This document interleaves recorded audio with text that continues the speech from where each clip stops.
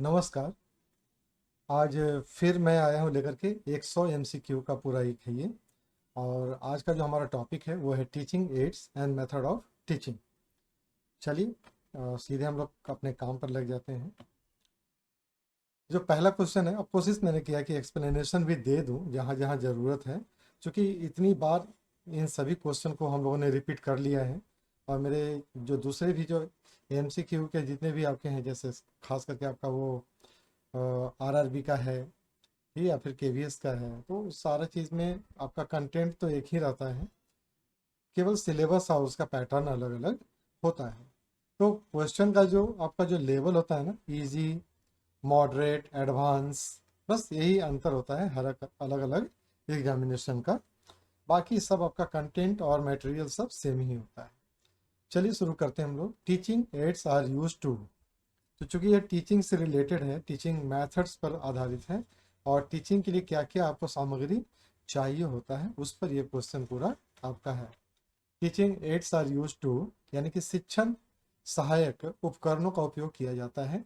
Make teaching effective and interesting यानी कि शिक्षण को प्रभावी व रोचक बनाने के लिए हम लोग शिक्षण सहायक उपकरणों का इस्तेमाल करते हैं। अब शिक्षण सहायक उपकरण कौन कौन सा होता है?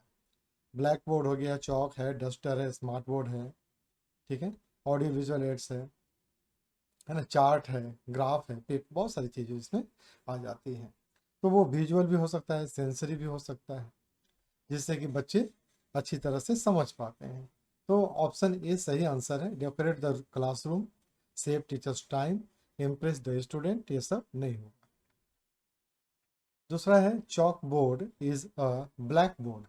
तो जो ब्लैक बोर्ड होता है वो क्या होता है, या चॉक बोर्ड होता है, तो ये एक विजुअल ऐड है, या फिर ऑडियो ऐड है, या फिर ऑडियो विजुअल ऐड है, या फिर कुछ नहीं। तो ब्लैक बोर्ड क्या होता है, एक विजुअल ऐड है। या फिर चॉक बोर्ड या फिर वाइट बोर्ड, ये क्या होता है, एक विजुअल ऐड है, दृश्य सहायक होता है, जहाँ पर बच्चे देख करके समझने की कोशिश करते हैं। Model, map and charts are example of. Model, नक्शे और चार्ट निम्न में से किसके उदाहरण है? Visual aids, audio, audio visual, project aid, visual aid के ये भी उदाहरण है। Projector and videos are, projector और वीडियो ऑडियो विजुअल एड्स का उदाहरण, यानी कि इसमें दृश्य और श्रव्य दोनों जुड़ा हुआ रहता है, तो ये ऑडियो विजुअल एड है। The most effective teaching method is, सबसे प्रभावी शिक्षण विधि कौन सा आता है? Learner centred method. यहाँ पर शिक्षार्थी मेन मुख्य भूमिका में रहता है। Option A is the right answer. The lecture method is best for, व्याख्यान विधि सबसे उपयुक्त होता है किसके लिए? इंट्रोड्यूसिंग अ न्यू टॉपिक, जहाँ पर नए विषय की शुरुआत करनी होती है, वहाँ पर हम लोग लेक्चर मेथड को यूज़ करते हैं। जब लेक्चर मेथड ख़त्म होता है तो उसको और एलोबरेट करने के लिए हम लोग डेमोन्स्ट्रेशन यूज़ करते हैं, प्रोजेक्ट यूज़ करते हैं, या फिर डिस्कशन, ग्रुप डिस्कशन यूज़ करते हैं। ठीक है, ये सारी चीज़ें उस पर आता है। Demonstration method is used for, प्रदर्शन विधि का उपयोग किया जाता है। Showing practical steps, explaining theory only, testing memories, group evaluation. सही आंसर इसका हो जाएगा शोइंग प्रैक्टिकल स्टेप, यानी कि व्यवहारिक चरण जो है, उस मतलब जो भी आप पढ़ रहे हैं उसका क्या होगा वो दिखाने के लिए हम लोग डेमोन्स्ट्रेशन यूज करते हैं। In discussion method the teacher act as, चर्चा विधि में शिक्षक की भूमिका क्या होती है? फैसिलिटेटर का होता है। चर्चा विधि में शिक्षक का कोई रोल नहीं होता है, वो जस्ट केवल प्रोवाइड कर देता है, बच्चों को बैठने का प्लेस प्रोवाइड कर दिया, या फिर उन लोगों को जो सामग्री चाहिए, माइक हो गया, स्पीकर हो गया, ये सब प्रोवाइड करना काम होता है उनका। बाकी जो काम होता है वो बच्चे खुद ही करते हैं। तो डिस्कशन मेथड में फैसिलिटेटर का काम होता है किसका? शिक्षक का। टीचिंग एड्स शुड बी, शिक्षण सहायक उपकरणों का उपयोग किया जाना चाहिए अकॉर्डिंग टू लेसन नीड, पाठ की आवश्यकता के अनुसार। तो जैसा चैप्टर डिमांड करता है उसके अनुसार हमें जो भी सूटेबल टीचिंग एड की जरूरत है वो हम लोग यूज करते हैं। Flash card are used in, flash card का प्रयोग कहाँ करते हैं? Primary classes for concept learning. ठीक है, ये फ्लैश कार्ड क्या होता है? फ्लैश कार्ड छोटा छोटा कार्ड होता है ना, जिसमें ए फॉर एप्पल है, तो एप्पल का फोटो बना रहता है, उसका कलर होता है, तो वो फ्लैश कार्ड कहलाता है, जिसको हम लोग दिखा दिखा कर बच्चों को उनको सिखाते हैं, बताते हैं कि देखो ये एप्पल है। तो आज के समय में तो मॉडल जैसा भी आ गया है फ्लैश कार्ड की जगह पर, लेकिन सबकी उपयोगिता अपनी अपनी बनी हुई रहती है। तो flash card primary classes for concept learning. Audio aids are those which, audio aids क्या होता है, सर्व सहायक वे है जो कि appeal to sense of hearing, यानी कि श्रवण इंद्रियों को आकर्षित करता है। तो ऑडियो विजुअल, ऑडियो जो ऐड होता है ना, जो ऑडियो सामग्री जो होता है, सहायक सामग्री है, वो क्या करता है, कानों के लिए यानी कि हियरिंग सेंस को एक्टिव करता है, हियरिंग सेंस को उनको जागृत करता है। तो इसका आंसर हो जाएगा A, appeal to the sense of hearing. The main purpose of using teaching aids, शिक्षक सहायक उपकरणों का उपयोग करने का मुख्य उद्देश्य क्या होता है, इसका मुख्य उद्देश्य होता है अधिगम को अस्थायी बनाना, यानी कि टू मेक लर्निंग परमानेंट। अगर आप एक बार दिखा दोगे उसको तो वो लर्निंग जो होता है उसके दिमाग से कभी हटता नहीं, यानी कि उसका एक परमानेंट कॉन्सेप्ट उसके दिमाग में बैठ जाता है। The heuristic method emphasise, heuristic विधि बल देती है किसी पर, लर्निंग बाय डिस्कवरी पर, यानी कि खोज के द्वारा सीखने पर बल देती है। The project method was introduce by, किसके द्वारा, प्रोजेक्ट मेथड जो है वो इंट्रोड्यूस किया गया था, किनके द्वारा, WH कैलपैट्रिक के द्वारा इंट्रोड्यूस किया गया था ये। अगर पुराने कॉन्सेप्ट वाले ये में जाएंगे आप तो आपको ये अच्छी तरह से समझ में आ जाएगा। The main advantage of project method is learning by doing. The activity method is based on, गतिविधि आधारित, गतिविधि आधारित जो होता है उसको हम लोग बोलते हैं लर्निंग बाय डूइंग, यानी कि करके खुद से सीखना।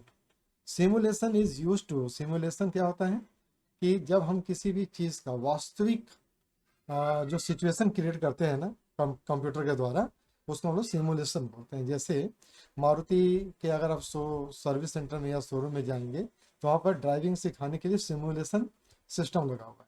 आप जब बैठते हो कंप्यूटर पर देखते हो ना तो आपको आभास होगा कि आप रोड पर गाड़ी को चला रहे हैं और उसी तरह का फीलिंग आपको आएगा, तो उसको हम लोग सिमुलेशन बोलते हैं।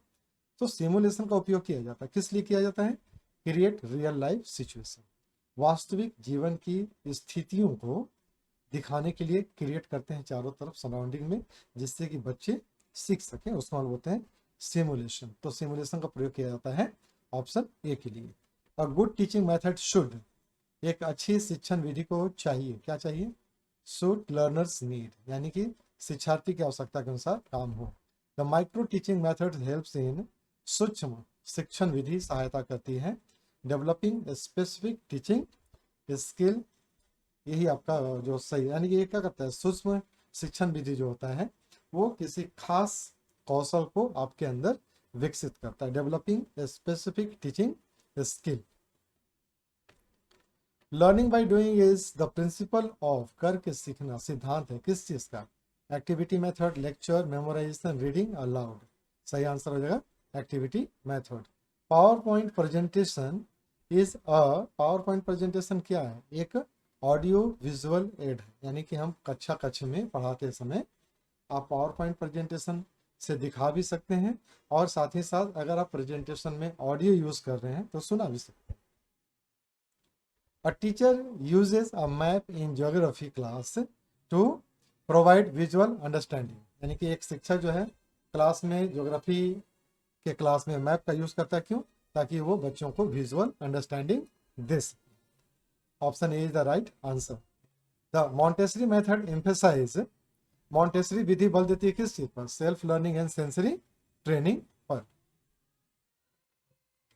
अ chart showing steps of a process is, किसी प्रक्रिया के चरण दिखाने वाला चार्ट क्या दिखाता है, फ्लो चार्ट, यानी कि प्रवाह को दिखाता है, एक के बाद एक क्या क्या होगा उस प्रवाह को हम लोग फ्लो चार्ट के माध्यम से दिखाते हैं। तो ये क्या होता है, चार्ट जो कि स्टेप को शो करता है, एक स्टेप, दूसरा स्टेप, तीसरा स्टेप, कैसे दिखाएंगे हम लोग, फ्लो चार्ट के माध्यम से दिखाते हैं। The use of ICT in teaching improves, किस चीज को इम्प्रूव करता है, इंटरेक्शन एंड इंगेजमेंट को इम्प्रूव करता है। Option A is the right answer. The most suitable method for teaching science is demonstration method, विज्ञान सिखाने का सबसे उपयुक्त तरीका क्या होता है, उसको करके दिखा दो, उसको प्रैक्टिकली बता दो, साइंस वो अपने आप सीख जाएगा, कॉन्सेप्ट उसको समझ में आ जाएगा। तो ए इज द राइट आंसर। तो जो हम लोग डेमोन्स्ट्रेशन करते हैं उसमें क्या होता है, ऑब्जर्वेशन भी है, डेमोन्स्ट्रेशन के साथ साथ जब जो डेमोन्स्ट्रेशन दे रहा है, लेकिन जो सीख रहा है वो ऑब्जर्व कर रहा है, एक्सपेरिमेंट में अपने आप को इन्वॉल्व कर रहा है, तब सीखता है। The method which provide real experience to student is, वह विधि जो विद्यार्थियों को वास्तविक अनुभव देती है वो कहलाती है project method. The main purpose of lesson planning is, पाठ योजना बनाने का मुख्य उद्देश्य क्या होता है? To organize teaching systematically. अगर आप बच्चों को सिस्टमेटिकली पढ़ाएंगे तभी तो आप अपने लक्ष्य तक पहुंच पाएंगे, लर्निंग आउटकम तक पहुंच पाएंगे। ठीक है, और यही कारण होता है कि हम लोग लक्ष्य पहले निर्धारित करते हैं और पाठ्यक्रम उसके बाद बनाते हैं, या पाठ्य योजना उसके बाद बनाते हैं। तो राइट सही आंसर इसका क्या हो जाएगा? Option A, to organize teaching systematically. और लेसन प्लान इज अ, पाठ योजना क्या है? पाठ योजना एक ब्लूप्रिंट होता है क्लासरूम टीचिंग का। ठीक है, teaching through television is a audio visual method. Team teaching involves more than one teacher teaching together, यानी कि टीम टीचिंग में क्या होता है, एक से अधिक शिक्षक जो होते हैं मिल करके पढ़ाते हैं। जैसे कक्षा 9वीं और 10वीं में, खास करके आप 8वीं से ही मान के चलिए, 8वीं से जहाँ पर साइंस में आ जाता है, फिजिक्स केमिस्ट्री बायो, तो वहाँ पर क्या होता है, 3 अलग अलग टीचर पढ़ाते हैं। केमिस्ट्री के केमिस्ट्री पढ़ाते हैं, फिजिक्स वाले फिजिक्स और बायो वाले बायोलॉजी पढ़ाते हैं। तो इसको हम बोलते हैं team teaching. Program instruction is based on, program instruction किस पर आधारित होता है? Learning at one's own pace. ठीक है, तो जो पहले से प्रोग्राम्ड है उस तरह का इंस्ट्रक्शन वो क्या होता है, बच्चों के सेल्फ पेस पर डिपेंड करता है, उनका पढ़ने का गति कैसा है उस पर। The maxims of teachings are, शिक्षण के सूक्त हैं maxims, general principle of teaching. ठीक है, यानी कि टीचिंग का मेन पर्पस क्या होता है? General principle of teaching. From simple to complex is an example of, सरल से जटिल की ओर उदाहरण है किस चीज का? मैक्सिमम ऑफ टीचिंग का। ठीक है, शिक्षण सुक्ति है ये। The inductive method proceed from, आगमनात्मक विधि चलती है कहाँ? Particular to general, general to particular, abstract to concrete और अननोन टू नोन, ये चलती है आपका particular to general. Deductive method proceed from, निगमनात्मक विधि चलती है कैसे?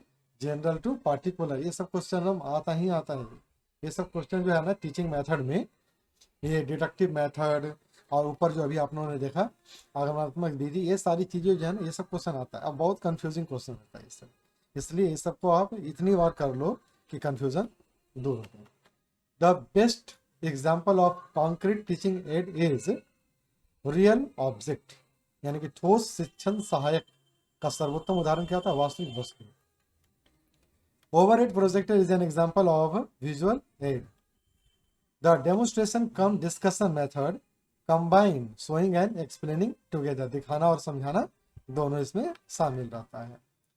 Teaching is more effective when students are actively involve, शिक्षण तभी प्रभावी बहुत ज़्यादा हो जाता है जब बच्चे उसमें सक्रिय रूप से भाग लेते हैं। Option A is the right answer.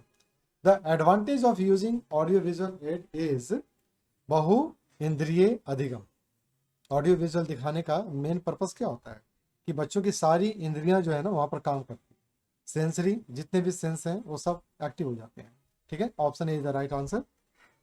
Teaching without teaching aid is like body without soul, यानी कि बिना शिक्षण सामग्री के अगर आप पढ़ा रहे हो तो आप समझो ऐसे कि बिना शरीर, आत्मा का शरीर है, उसका कोई उद्देश्य नहीं रह जाता। जैसे मान लीजिए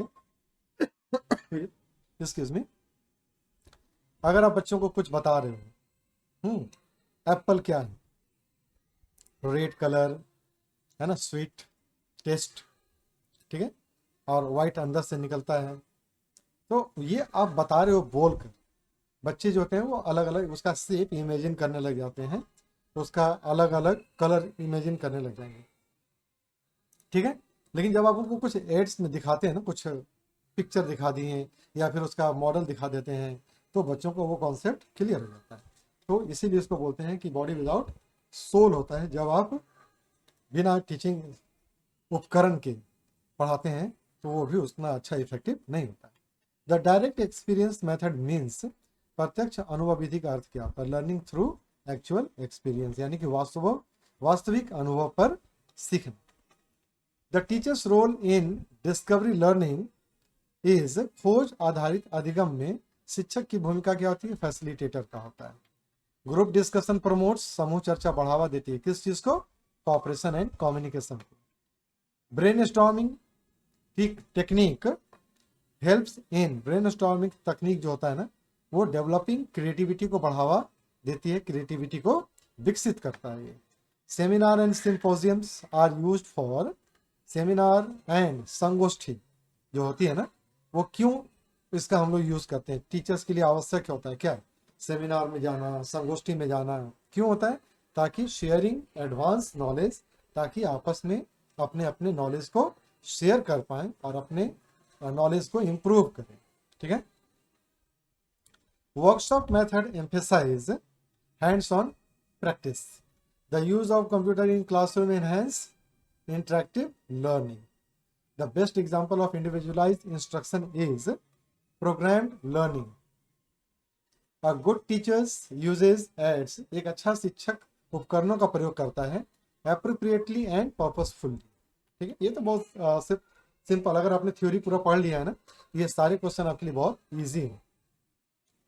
the problem solving method develops reasoning ability, अगर आप प्रॉब्लम समस्या समाधान जहां पर आती है ना, वहां पर आपका रीजनिंग अपने आप स्ट्रांग हो जाता है, तर्क शक्ति। Learning by playing is the principle of kindergarten method.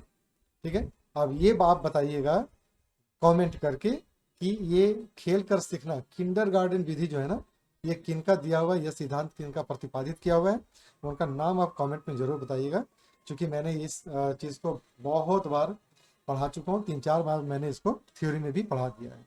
तो जरूर इसको बताइएगा, पता चलेगा आप लोगों का कि आप लोगों का स्ट्रॉन्ग कितना है अंदर से विल, मतलब किसी भी चीज़ को पाने का। From concrete to abstract means, ठोस से अमूर्त। फ्रॉम रियल टू कॉन्सेप्चुअल, वास्तविक से सैद्धांतिक की ओर। टीचिंग एड्स मीन्स, शिक्षण सहायक का अर्थ क्या होता है? Any material that help in learning, ऐसा कोई भी सामग्री हो सकता है जो आपके अधिगम में सहायक होता है। Educational television is useful because it reaches large audience, बहुत लंबे समूह तक ये पहुंच जाता है, इसलिए ये उपयोगी है। The play way method was developed by, play way विधि किसके द्वारा बनाया गया था? एच कार्लवेल कुक के द्वारा ये प्रतिपादित किया था, डेवलप किया था इन्होंने इसको। इनके बारे में आप डिटेल जरूर पता कीजिएगा, देखिएगा। From known to unknown is, अज्ञात से अज्ञात की ओर। मैक्सिम ऑफ टीचिंग, ये क्या है? शिक्षण का सूक्ष्म सुक्ति है। The purpose of evaluation in teaching is, शिक्षण में मूल्यांकन का उद्देश्य क्या है? To improve learning. Which of the following is not a teaching aid, इनमें से कौन शिक्षण सहायक नहीं है? Black board, chart, text book, student notebook. Student का नोटबुक से कोई सहायता, आप टीचर के लिए इसका कोई यूज नहीं। The demonstration method is most suitable for science and technical subject. Learning pyramid shows retention rate of different methods. ठीक है, chart and methods are model are used for concept clarity. Multimedia teaching includes text, sound, image and video, ये सभी उसमें include रहता है। The smart classroom is based on ICT integrated learning. Teaching aids improve retention and recall. The field trip method provides direct experience, प्रत्यक्ष अनुभव आपको मिलता है जब आप भ्रमण विधि यानी कि शैक्षणिक भ्रमण के द्वारा सीखते हैं। तो micro teaching cycle includes plan, teach, feedback, replan. ठीक है, यानी कि माइक्रो टीचिंग क्या होता है? पहले योजना बनाते हैं, फिर पढ़ाते हैं, फिर उसका फीडबैक लेते हैं, और जो सुधारने की चीज़ है उसको फिर से हम लोग सुधारने के लिए योजना बनाते हैं। The reflective teacher always evaluate and improve on teaching. एक शिक्षक को हमेशा अपने आप में सुधार करते रहना चाहिए और अपनी क्वालिटी को इम्प्रूव करते रहना चाहिए। Best use of teaching aid is when integrated in lesson, जब आपका टीचिंग एड आपके चैप्टर के साथ, आपके कॉन्सेप्ट के साथ, आपके पाठ के साथ मिक्स हो जाता है, तो वो सबसे सर्वोत्तम होता है। A module in education means module का क्या अर्थ होता है? Self content unit of study. जब आप पढ़ाने जाते हो ना, तो एक चैप्टर का छोटा छोटा जो पार्ट होता है ना, उसको हम लोग मॉड्यूल बोलते हैं, ठीक है, जो कि एक अलग अलग सेल्फ कंटेंट होता है, एक टॉपिक होता है वो, ठीक है। The computer based teaching method is, computer teaching method किसको बोलते हैं? CAI को, computer assisted instruction. Educational radio is an example of audio aid. The effectiveness of a teaching aid depends on its relevance to the topic। वो topic से कितना जुड़ा हुआ है या कितना टॉपिक के लिए जरूरी है। Activity based learning develops creativity and curiosity, ठीक है। An ideal teacher should select method based on learners need and content. The term pedagogy means science and art of teaching. Team teaching helps in sharing expertise. जब teacher का group जब जुड़ता है ना, तो क्या करता है? आपस में अपना एक्सपर्टीज को साझा करता है, शेयर करता है। Activity based classroom encourage student participation. The first step of teaching process is planning. Feedback in teaching helps to improve instruction. The success of any teaching method depends on teacher's skill and interest. Audiovisual education increases learning retention. Proper use of teaching aids lead to better understanding and motivation. The success of group learning depends on cooperation among members। जितने भी लोग हैं, बच्चे पढ़ रहे हैं, उनके बीच में अगर कॉपरेशन जो होता है ना, उससे क्या होता है? समूह अधिगम की सफलता उसी पर डिपेंड करती है। Demonstration method is based on learning by seeing, learning by hearing, memorize. डेमोन्स्ट्रेशन क्या होता है? देख के सीखा जाता है। Role play method develops empathy and understanding. Teaching through games is most useful for primary stage students. In program instruction feedback is immediate, ठीक है, तत्काल मिल जाता है। A teacher using pictures and diagram is applying visual methods. Teaching aids are classified as visual, audio, audio visual. तीन तरह का होता है, ऑडियो भी होता है, विजुअल भी होता है, और ऑडियो विजुअल दोनों कंबाइंड भी होता है। A good method of teaching should lead to maximum learning with minimum effort. कम प्रयास में अधिकतम सीखना, यानी कि कम प्रयास में अधिक सीखना, वो क्या होता है? गुड मेथड ऑफ टीचिंग होता है। Activity based learning support constructivist approach को सपोर्ट करता है। Inquiry method develops thinking and reasoning skill. Okay. Effective teaching aids should be simple, clear, and relevant. So simple, clear, and relevant to the topic or subject. A chart showing timeline is chronological chart. Chart क्या कहता है? Timeline को दर्शाता है ना, इतना साल, ये ईस्वी, ये ईस्वी, ये ईस्वी, इस तरह से हिस्ट्री में देखते हैं हम लोग इसको। For teaching poetry the best aid is audio recording. Audio सुना करके आप पोएट्री अच्छी तरह से उसको आप कन्वे कर सकते हैं। And overhead projector is operated by विद्युत, इलेक्ट्रिसिटी से वो चलता है। Teaching aids reduce verbalism and monotony, यानी कि शब्दों का जो आडंबर होता है ना क्लास में, उसको कम करता है, और एक रास्ता जो था ना मोनोटोनस हो जाता है ना क्लास, उसको वो मिटाता है, ठीक है। तो जब आप टीचिंग एड यूज करेंगे अपने क्लास में, तो बच्चे आपके क्लास में आपके साथ जुड़ जाएंगे। क्यों? एक तो उनको देखने की उत्सुकता रहती है, अगर उनको आप यूज करने का मौका देते हैं तो और भी मजा आ जाता है क्लास में। इससे क्या होता है? क्लास आपका प्रभावी हो जाता है, ठीक है। और अगर आप इसको घटा देंगे तो क्या होगा? क्लास आपका मोनोटोनस हो जाएगा, बच्चा सो रहा है, आधा आधा बेमन से सुनते रहेगा, डर से सुनते रहता है। चलिए आज का लास्ट देखते हैं हम लोग। The ultimate purpose of using teaching aid is, शिक्षण सहायक के उपयोग का अंतिम उद्देश्य क्या होता है? अपने अधिगम को बेटर बनाना, यानी कि अधिगम का जो परिणाम होता है, आउटकम जो होता है, रिजल्ट जो होता है, वो अच्छा होना चाहिए। यानी कि बेटर लर्निंग आउटकम्स के लिए हम लोग अधिगम में, अपने अधिगम में टीचिंग एड का यूज करते हैं, इस्तेमाल करते हैं। तो आज के लिए बस यही 100 क्वेश्चन था। बहुत ही सिंपल क्वेश्चन है, लेकिन यही सब क्वेश्चन जो होता है ना, फंसाता भी है।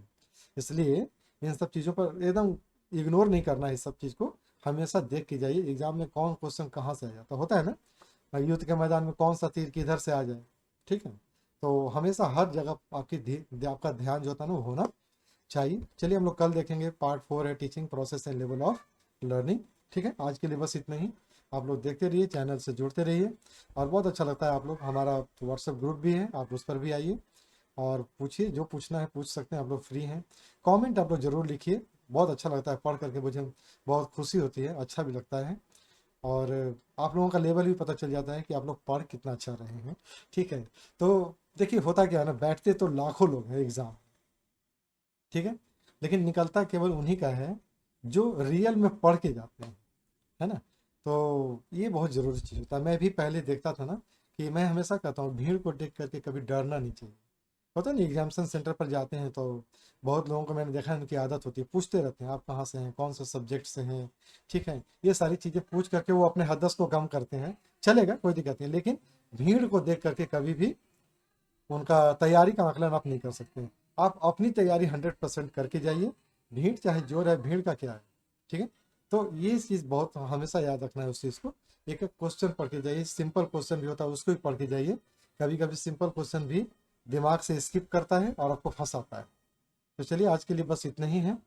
आप लोग अच्छा से पढ़िए, मन लगा के पढ़ते रहिए, कहीं प्रॉब्लम है तो आप लोग ज़रूर पूछिए, पैडागोगी से है या कहीं से भी आप लोग पूछ सकते हैं। मैं एक काउंसलर भी हूँ मैं, तो आप साइकोलॉजिस्ट के रूप में आप मुझसे कुछ भी पूछ सकते हैं। मैं आपके लिए हर समस्या का समाधान के लिए यहाँ पर बैठा हुआ है, खास करके टीचिंग के लिए, और एग्जामिनेशन से रिलेटेड जो भी आपके पास है वो पूछ सकते हैं आप। आज के लिए बस इतना ही, पढ़ते रहिए आप लोग, और आप लोगों का बहुत बहुत धन्यवाद, बहुत बहुत शुक्रिया।